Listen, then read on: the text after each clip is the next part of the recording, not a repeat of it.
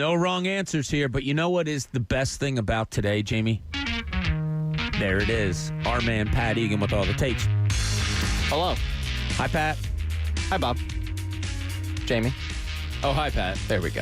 All right, let's not be rude. The fight game is unforgiving, and it's also, at times, a beautiful distributor of justice. We saw it twice this weekend. The first was when ultimate scumbag Greg Hardy took a TKO loss to Marcin Tybura. Oh, nice. If you head on over, Turtled up big time. you head on over to our Twitter account at 975 Mornings, you can see Greg Hardy, who took a break from beating on 125-pound women, turtle up like a bitch and have to be saved by the ref. It's a truly beautiful sight. The second form of justice was served in the sport of boxing, because the fight game is great when it comes to talking smack. There's no real question about backing it up. You either do, you look like a soothsayer, or you don't, and you lose and everyone laughs at you. Well, everyone is laughing at Julian Fernandez, who got real cocky while taking on Frank Sanchez over the weekend. Fernandez starts to beg Sanchez on, I have the video up right now. mocking him and showing just a pure lack of respect for his power. But a little later, Sanchez did as he was told. He not only cracked Fernandez, he knocked him out of the ring. It was at this moment that he knew he f***ed up. Yeah, that video can also be found on our Twitter account at 975 Mornings. I've combined both videos, so if you see the Greg Hardy one, I've replied to that with the Sanchez KO out of the ring. Both are examples, kids. Karma will come calling, and if you talk crap, you're going to get hit. Yeah, that's usually the case. Somehow it always comes back to bite you. All right. Okay. Thank you, James. Yeah. Good talk. He's floored by it. Notre Dame was selected as one of the 4 teams for the college football playoffs, despite the efforts by their head What a coach, joke. Brian Kelly. Brian Kelly went out of his way with his Notre Dame squad, Brian Kelly went out with his Notre Dame squad and made a statement this past Saturday when they took on Clemson. Now, on the surface, that statement of a 34-10 beatdown and 400 all-purpose yards they gave up by Trevor Lawrence looks bad, but it isn't, guys, because it was actually a calculated plan by Brian Kelly, a protest, if you will, who said last week when it came to the playoffs, he didn't even know if Notre Dame would go because family members might not be able to attend. Because, quote, why would you go to a game where your family can't be a part of it? Because after all, that massive paycheck that Notre Dame's going to get for going to the playoffs, that's not what Brian Kelly's in it for, guys. No, he's strictly in it so all those good Irish Catholic parents can go see Tommy Rees sling the rock one last time. Brian Kelly tried so hard to say, I'm not going to be here. but it turns out that Notre Dame will, in fact, be there. They're the 4th seed. Of course, Brian Kelly will be on the sideline, but he won't be happy about it. He won't be happy about having a shot at the national championship game because, damn it, Fred's parents have to watch it at home. Brian Kelly, folks, coach, mentor, ultimate family man. Why doesn't he talk about what a scam the NCAA is? Because Take it deeper if you're going to go there. like if you're gonna call out hypocrisy, how about the entire NCAA organization for doing what they're doing and frankly not caring about kids? Not so much, no. Because they have profits to make. It's all about the money, James. Yeah, and Notre Dame being in is a joke. Oh, no, I'm sure they'll put up a hell of a fight to number 1 seeded Alabama. 19.5-point opening dogs to Alabama. That number's going to go up. That might be one you want to get in on early. Who would you have put in instead of them? Well, I guess Texas A&M. Yeah, probably I either guess. them, Iowa State, Or Indiana, Temple. or Temple, yeah. Yeah, definitely Yeah. Temple should have been in the running. Well, but here's the thing. Temple already kind of admitted their season's over because of COVID and injuries and whatnot. yeah. But So they took themselves they out took of it. themselves Yeah. out of it, yeah. This is a clear ratings grab by the college football committee. Oh, it's unbelievable. wait, are Did you see- saying that Temple wouldn't have been a ratings grab? Did you see them going to the college football committee, sitting there watching games? All throughout the game, I don't know if it was the Notre Dame-Clemson game or not. I'm assuming it was. But all throughout the game, they would go back to like a hotel ballroom, and there's like 20 guys sitting there with nothing to eat, nothing to do. They're sitting there looking bored to tears with masks on watching football games. If you knew it was going to be Notre Dame no matter what, why are you even convening?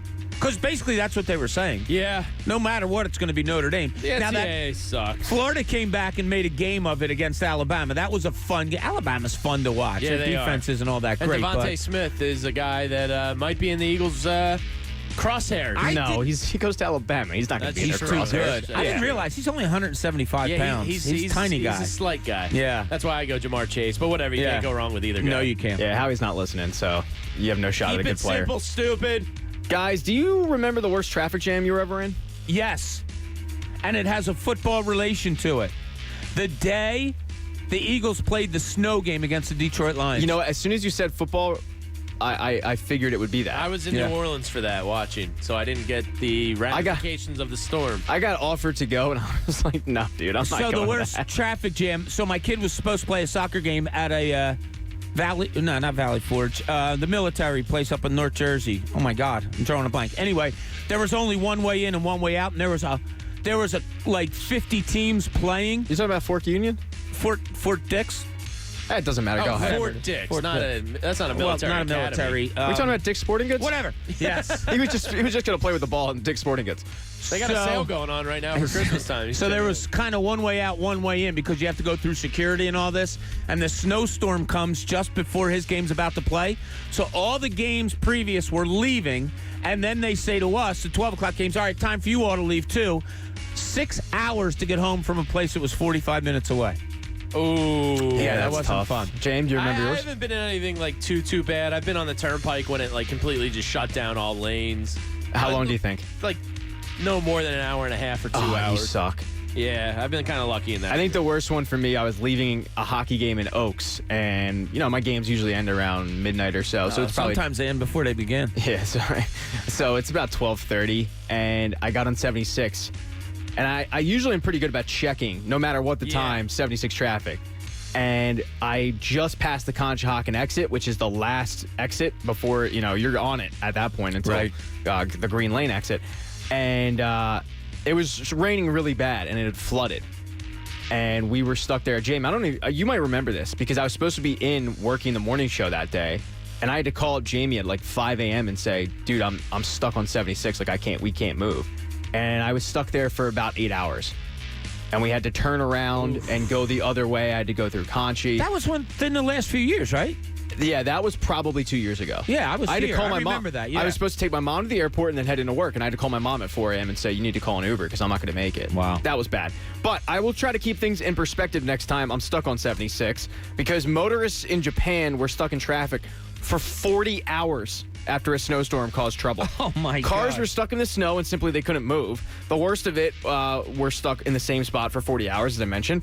So this is probably, you know, won't make people out there who are currently stuck in traffic feel any better, but it's just an example that it can always be worse. I don't know what I would do. I would want to get out of my car and just leave it. Yeah. 40 hours. Yeah. What are you going to do, though? You I walk? know. I mean, I don't know. You got no food. Yeah. Wow. I would go insane. I mean, for me, when I was stuck, I was saying, all right, it's got to be ending soon, right? They've got to clear this up. But like after right? 40 hours, if you're low on gas, like you could potentially run out of power. And Oh, my car died on Jeez. 76. And think because of about it. No cell phone. Like, if you don't have a charger Yeah, if with you don't you, have like, I always have one in my car, but sometimes it'll Well, a lot be of in the people don't. house. Yeah. So, especially if you're only going on like a 20-minute drive and it turns out to be 40 hours. And like what happens, like sometimes I don't bring a jacket with me if I know I'm just going kind of door to door. Yeah. And like, and you get chilly. Wow. Those nipples get hard when you get chilly. No, the his- nipples get so hard I could cut the glass and break out. And then Normally- and then it's even colder. In the summer, your nipples are hard enough to do what? They can't cut glass, but they're still plenty hard to do some damage somewhere. Sure. They can poke an Right. eye out. Yeah. Yeah. We'll move on. Guys, divorce can be tough. The women, I keep talking about my nipples. I'll be having divorce. the woman or man in your life is no longer in your life. You're fighting over frequent flyer miles. I earned those miles. Yeah, you earned them flying to Denver to meet your. She's not afraid to express herself sexually, if that's what you mean. She's a stripper, for God's sake. She is not. Her name is Chastity. She is white trash. You get the picture. It can get quite ugly, but once the dust settles, you need a place to stay. And Jamie found this out. Your parents' place is the safest place to stay. So you're 37, you just moved back in your childhood bedroom, complete with a sweet race car bed, and you're looking for some companionship. And that's where porn just became your best friend. You might sign up for a Brazzers account on the web, or you might do what David Working did and just go old school, signing up for magazines and DVDs. Suddenly, Wow. the mailman became David's best friend. Oh, yeah, he did. Magazine Day! But after 4 years, David's parents were working on getting him to move out. After all, he's 41 years old at this point. We do it because we love you. Dad, I'm doing this because I love you. You. Yeah, the relationship started to fracture. He moved out, but he thought his parents would bring him his stuff. But they made it clear they wouldn't be doing that. And they especially made it clear that The last time, I don't want your giant box of pornography. they did the unthinkable.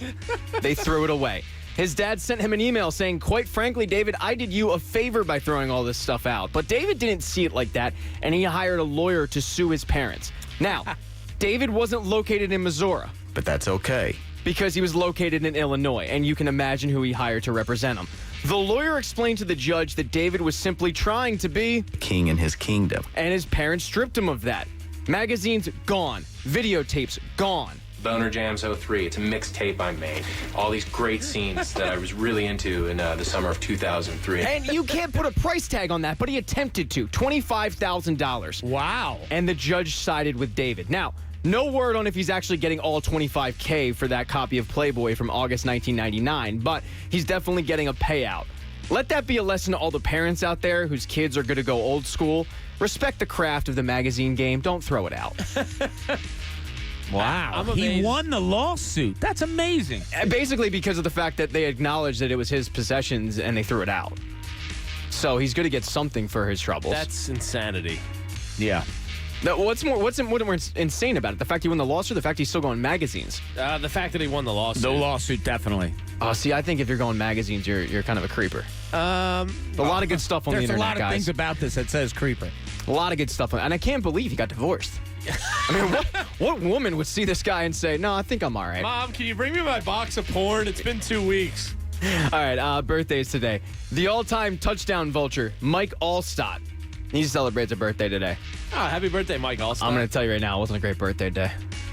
Former all-time Philly great, somebody that Jamie might have just unfollowed on Twitter, John Mayberry Jr.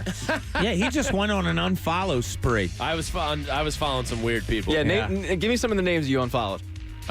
Timothy Luwawu Cabarro. Why? Shane Gostisbehere's sister. What? Dave Hackstall. Seriously? Yes. Felicia Gostisbehere just got unfollowed. Wow. Former Philly great Michael Young. John LeClaire. He never tweets, so why am I following him? I don't know. I don't know a lot That's of not the things he question did. that I have about following John LeClaire. The question I have is, why would you follow John LeClaire? Because the Legion of Doom made me love hockey. So if I see John LeClaire on Twitter, I'm going to smash that follow. Yeah, okay. I guess. He was one of my I had a Legion of Doom plaque in my bedroom wall. I got to be honest, there's never been an athlete, maybe like Joel Embiid's close, but there's never really been an athlete where I go, I got to follow that guy. Well, that's because you're different than a lot of people. Oh, that's not true. You follow, how many people do you follow? 90?